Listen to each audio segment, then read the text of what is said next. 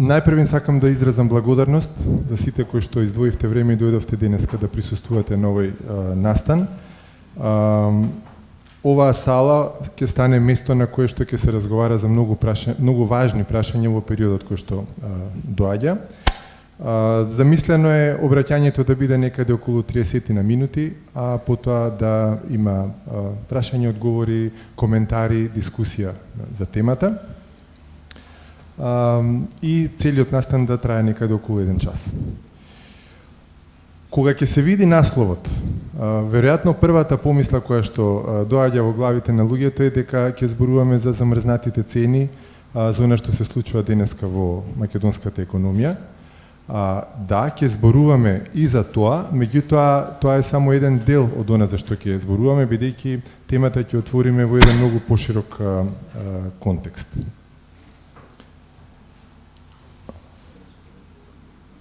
Обраќањето ќе оди во форма на прашања и одговори, бидејќи мислам дека на тој начин најдобро ќе можеме да допреме до суштината на она што сакаме да го зборуваме.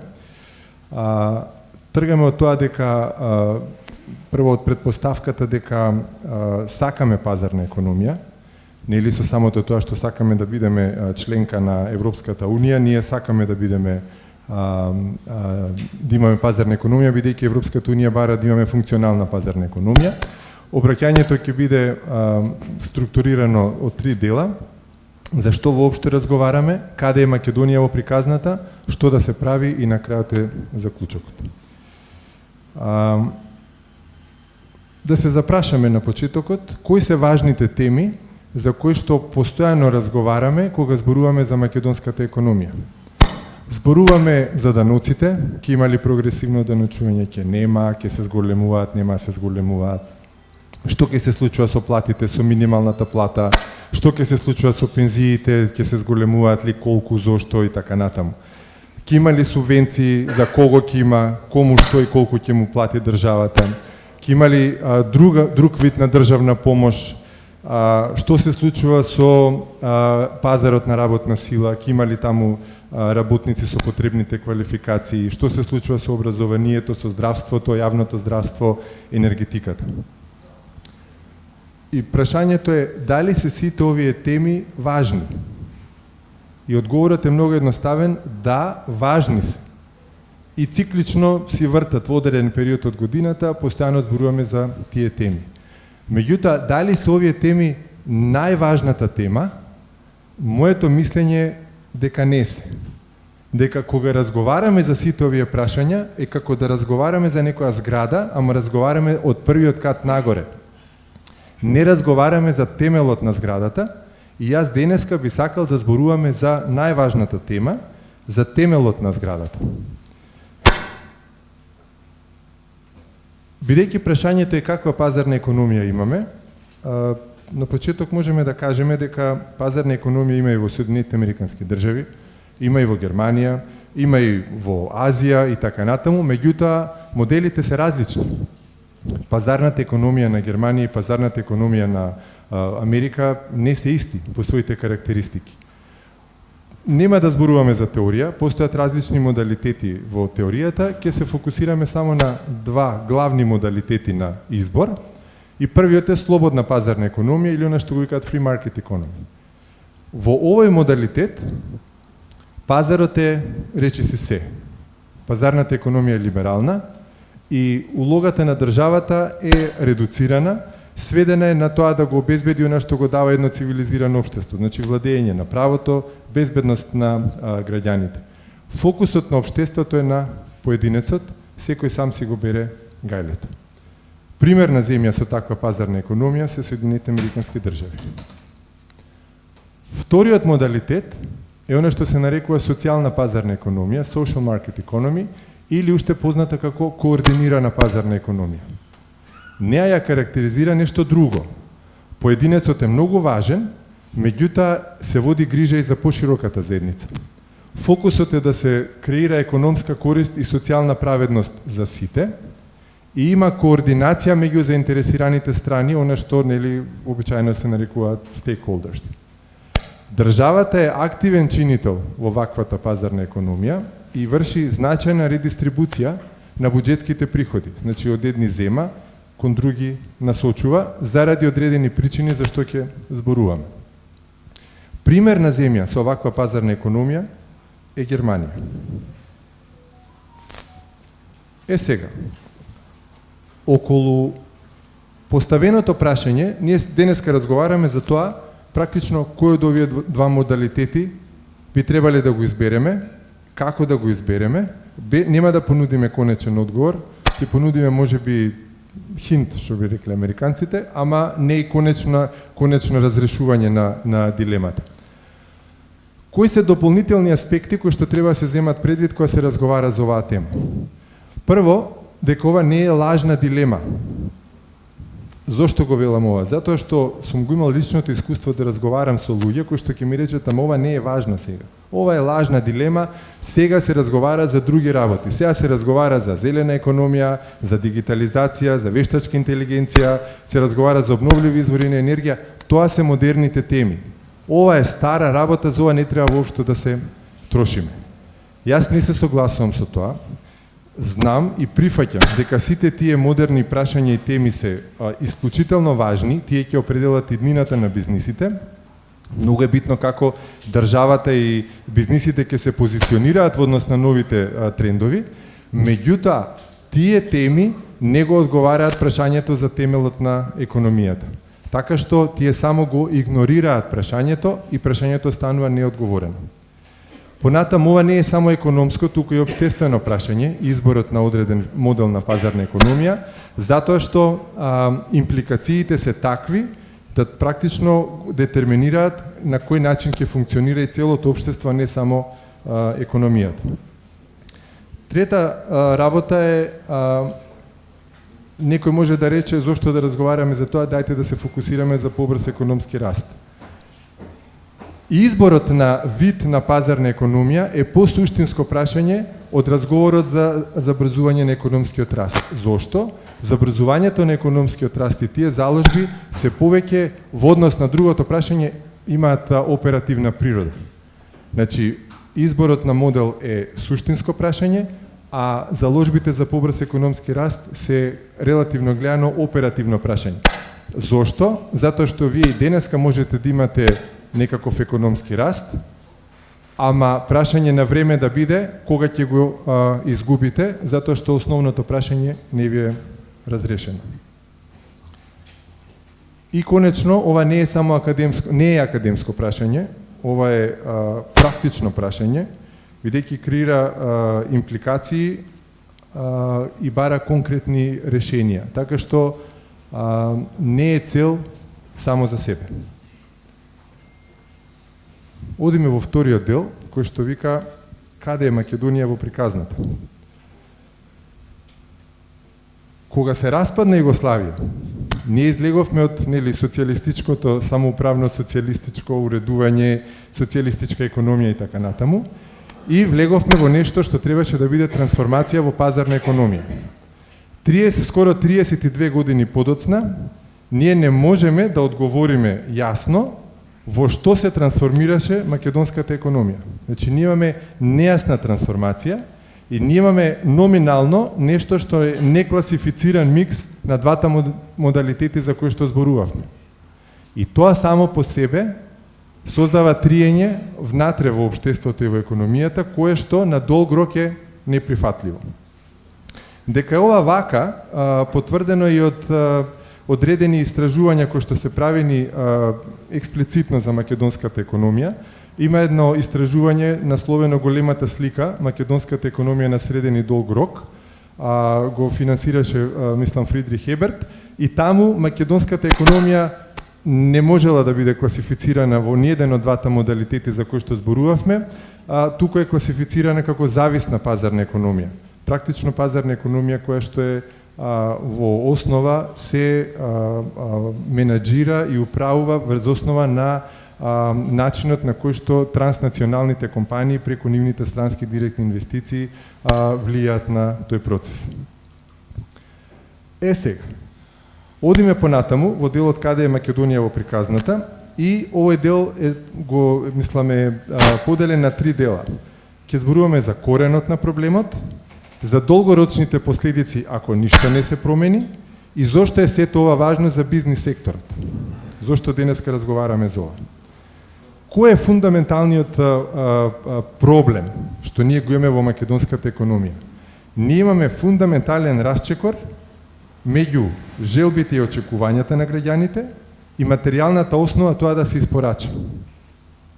Кога зборуваме за желбите или за очекувањата на граѓаните, значи тие очекуваат да имаат квалитетно а бесплатно здравство и образование, очекуваат да имаат покачување на пензиите, дури ќе слушнете линеарно, па што има голема разлика од пензионер до пензионер, не е битно кој колку вложил во пензискиот фонд и независно каква е кондицијата на пензискиот фонд, очекуваат пораст на платата независно од продуктивноста на трудот, очекуваат помош од државата, дали се тоа субвенции, дали е тоа работа, очекуваат недопирливост, член е некој на политичка партија некоја, он очекува дека тоа него ќе го заштити од раката на правниот систем.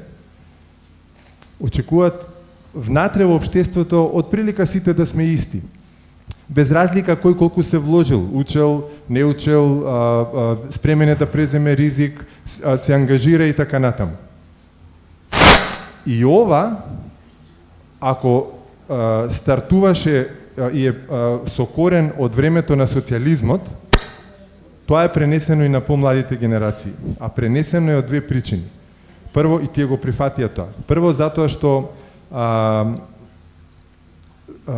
нема финансиски услови да си обезбедат нешто подобро и чекаат државата тоа да го направи за нив. И второ, затоа што условно речено во системот политичките елити ја создадоа илузијата за бесплатен ручек.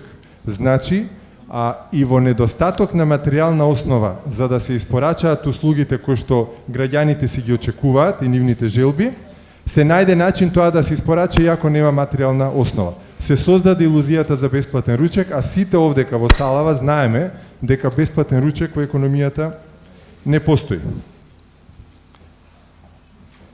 Сега, ако е ова од едната страна, тоа е исто така битно, да не заборавиме. Не само што постојат овие желби и очекувања, тие се сметаат за стекнато право. Значи, не се поставува прашање дали тоа мене ми следи, тоа мене ми следи. И не само што ми следи на трајна основа. Значи, никој не ни помислува дека може нешто да се прилагодува тука, нешто да се намали, да се редуцира, да се врзе за нешто друго. И ова е сериозен проблем. Овие се зацементирани очекувања во главите на луѓето. Од другата страна на фундаменталниот расчекор се можностите. Ние немаме материјална основа за да ги исполниме овие желби и очекувања. Сега, ако е тоа така, какви се последиците од тоа ништо да не се преземе за да се разреши ова на долг рок? Што всушност се случи со текот на времето кога не постоеше материјална основа за да се задоволат очекувањата, а тие сепак на некој начин се задоволува. Се роди популизмот. И тој владее со економијава значаен временски период.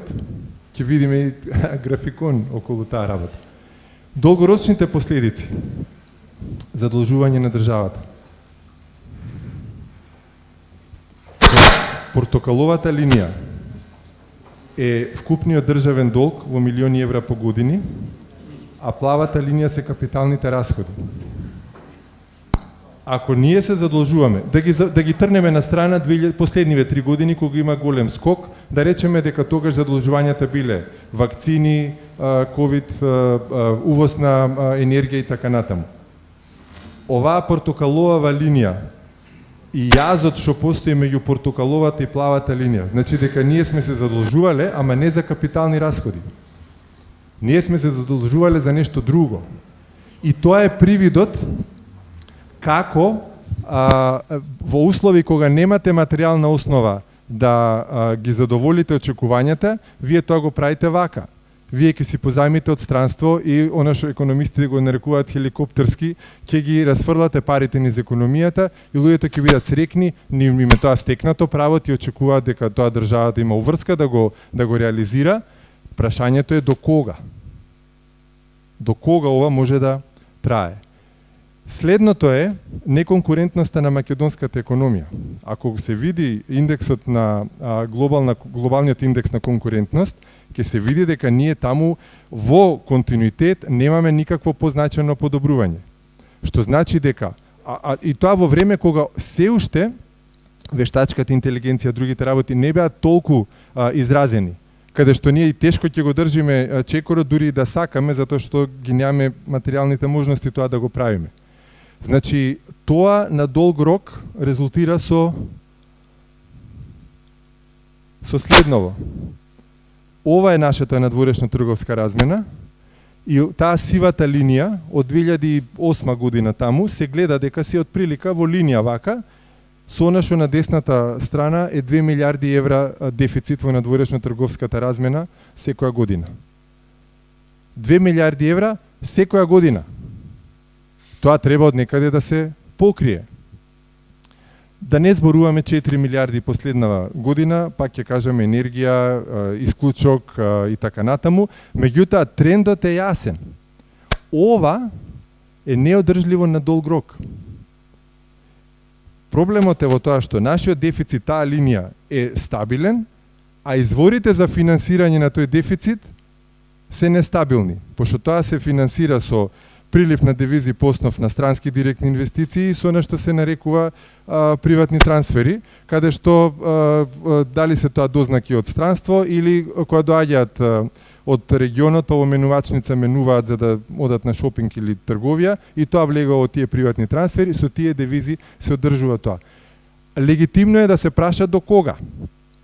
Може би нема да има никаков проблем. Ама мене не ми личи баш така.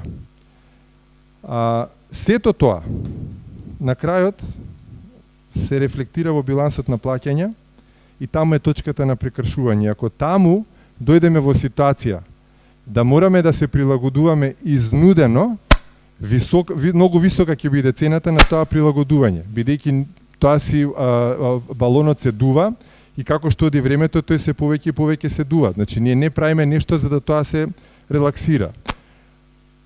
Тоа на крајот завршува со рестриктивни мерки и завршува со зголемување на даноците и со дополнително осиромашување на населението. Сега, зошто е сето ова важно за бизнисот? Значи, ако некој до сега мислеше дека, или може би му изгледаше дека темава е малку филозофска и дека сега каков модел на пазарна економија, каква пазарна економија сакаме, во суштина ова е многу практично прашање за бизнис заедницата. Јас да сум бизнисмен со сериозен бизнис во земјава, јас би бил сериозно загрижен од ваквата поставеност на работите на долг рок. И затоа е битно, бидејќи на крајот цената ќе плати бизнисот. На крајот со зголемените даноци, давачки и сето тоа, цената ќе плати бизнисот. Значи, прашањето на избор на модел на пазарна економија е прашање за сочувување на долг рок на амбиентот за работа и на сопствениот бизнис. Тука е интересот на бизнис секторот за ова прашање.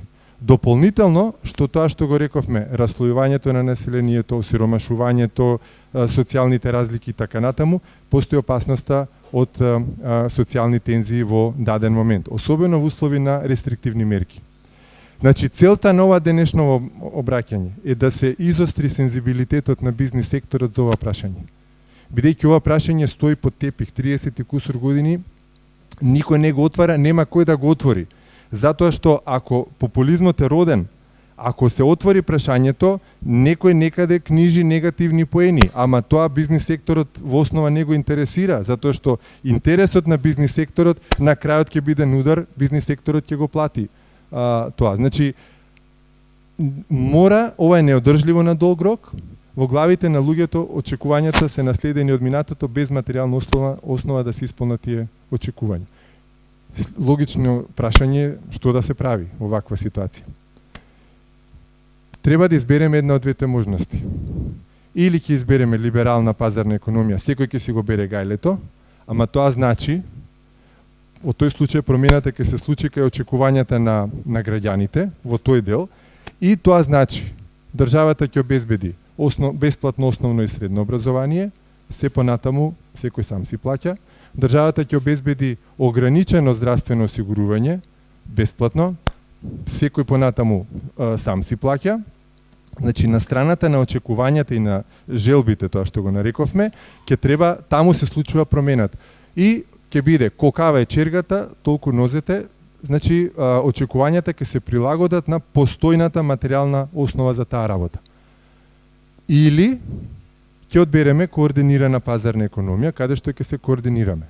Тогаш промената се случува на двете страни од расчекорот. И делумно кај очекувањата и желбите на граѓаните, значи таму ќе мора да има мало прилагодување, ама се случува и на другата страна, ќе се координираме за да создадеме поголема материјална основа за поголема благосостојба на граѓаните. Сега, заради причините за кои што зборував до сега, тоа ќе значи, од една страна, зголемена одговорност и влог на бизнис заедницата и најбогатиот слој во општеството за соочувување на еднината на земјата и сопствениот бизнис во тој процес, а од друга страна, драматично зголемување на одговорноста кај државниот апарат. И тука нема за што да се разговара. Ова е јасно како ден, значи нулта толеранција за корупција, цврста меритократија кај кадровските решенија, владење на правото прво воопшто, а потоа и подеднакво за сите, и така натаму, и така натаму. Тоа значи потреба од нов општествен договор. Луѓето сега не знаат дека кога одат на доктор и плаќаат минимално нешто, дека некој негдека нешто платил за тоа. Значи, ние имаме потреба од нов општествен договор, солидарноста во општеството. Кој кому ќе плати, колку и за што. И тоа се треба да биде јасно и треба сите во општеството тоа да го разбираат. Сега дојдовме до улогата на државата. Таа или ќе биде во либерална економија, само ќе обезбедува услови за фер надпревар, па после тоа кој како сака на тоа поле нека се надпреварува, или ќе има проактивна улога. Проактивна улога значи дека ќе дефинира јасна индустријска политика, ќе направи избор на одредени сектори и ќе насочи средства за да ги поддржи тие сектори. Клучен елемент тука е зборот избор. Изборот на сектори треба да се направи врз основа на научни истражувања, не врз основа на перцепции, на убедувања и така натаму. Во комората, еве тука седат луѓе кои што имаат правено истражување на таа тема, значи правени се истражувања во кои сектори, кои производи имаат потенцијал да можат повеќе да се продаваат во странство. Тие научни истражувања треба да се земат предвид кога би се користела таа проактивна улога. Редистрибуција на буџетските приходи секако, бидејќи таа природно доаѓа со координирана пазарна економија и доаѓаме кај интервенцијата на пазарот. Од дневен аспект, ова е најинтересната тема, на страна од се друго. Јасно ни е на сите дека во ситуација кога постои ризик од голема штета за економијата, значи поширока штета за економијата, дека во тој случај учебниците за пазарна економија се ставаат во фиока и некои решенија се носат кои што не се баш во врска со пазарната економија, се бараат начини, ама тоа ќе се координираат работите како таа штета да се минимизира. Банката во Силиконската долина, Credit Suisse во Швајцарија, значи се наоѓаат решенија да се спаси нешто за да немаме ние да се заразат сите со проблемот. Тоа е јасна ситуација. Сега ние имаме ситуација за мрзнување или намалување на цените. Многу се дискутира на оваа тема, ама никој, мислам, јас барем не слушнав, за мене не го постави, мислам, согласно на јас како размислувам, не го постави клучното прашање на оваа тема. Дали е обврска на пекарот, млекарот или некој од прехранбената индустрија, дали е негова обврска да се грижи за социјалниот статус на граѓаните? Ако сум јас пекар, дали е мое јас да се грижам за социјалниот статус? Или јас функционирам во пазарна економија? Тоа е клучното прашање. Ако е, зошто тоа да биде само на тие што се во прехранбената индустрија? Зошто тоа обврска да не биде и за сосема 16-та индустрија. Ако сме координирана пазарна економија, ние би седнале и би се договориле и организирале во општеството. Да, имаме COVID, или имаме енергетска криза, или имаме некоја друга криза, како ние како мала економија ова целово ќе го пребродиме. И товарот ќе падне малку на сите, а не притисокот да биде на тие кои што по некоја случајност еве лебот го произведуваат. Не е уште едно прашање, поврзано со замрзнувањето на цената на лебот. Кога ќе замрзнете цената на лебот, вие ја замрзнувате за сите во општеството. И тие што се социјално загрозени, ама и тие кои што можат 5 пати повисока цена од таа да платат. Зошто тој што може да плати 5 пати повисока цена, да окупува лебот по замрзната цена? Зошто го субвенционирате тој? Таа, секако. Значи, решението со замрзнување на цените не е пазарно решение, решението е цената треба да се биде пазарна, тоа што го налага понудата, поборувачката, состојбата на пазарот, а државата треба да даде таргетирана финансиска помош точно на оние во општеството кои што имаат како на ниво на семејство, не поединец, семејство, може да биде еден вработен со голема плата, уште 5 души кои што не работат во семејството, на ниво на семејство таргетирана државна финансиска помош и тоа семејство ќе купува леб по замрзнатата цена. Сите други ќе си плаќаат пазарна цена. Кога цената е пазарна, и тој што го произведува брашното, и тој што го и пекарот, и трговецот на крајот кај што се продава лебот, сите во ланецот нормално ќе се однесуваат. При изборот мора да имаме инклузивност и широк консензус. Тука сакам да ја спомнам декларацијата на комората, во таа насока е декларацијата која што пред известно време, да речам, се ја подпишуваат субјекти во земјава. Тоа е декларација за за консензус околу долгорочните економски политики во земјата. Сега заклучокот. Значи, многу кратко. Економски е неодржливо на долг рок и можните последици се сериозни. Има две можни решенија, рековме, или либерална пазарна економија или координирана пазарна економија. Вториот избор, координирана пазарна економија, е веројатно подобар избор во услови на голема сиромаштија која што имаме сега. Значи сега не може тоа да се пресече онака и да се пуштат огромен дел од населението да се соочат со либерализмот на пазарната економија. И три важни работи на бизнисот. Бизнис заедницата треба да се обедини за посилна координативна улога во случај на координирана пазарна економија. Механизмот за реализација на таа посилна координативна улога е Стопанската комора и при тоа треба да се искористи кадровскиот потенцијал на комората и незините членки. Тука не мислам само на потенцијалот на луѓето што работат во комората, мислам и на луѓето кои што се во разни органи и тела на комората, како и оние кои што се во компаниите членки на комората.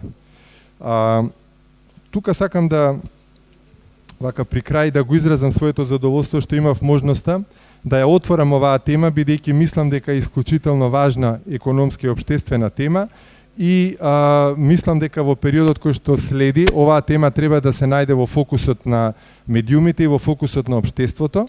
Значи ова да биде темата за која што ќе разговараме, не само ние како бизнис заедница, туку и сите оние кои што носат одлуки во земјата и да се обидеме да изградиме консензус.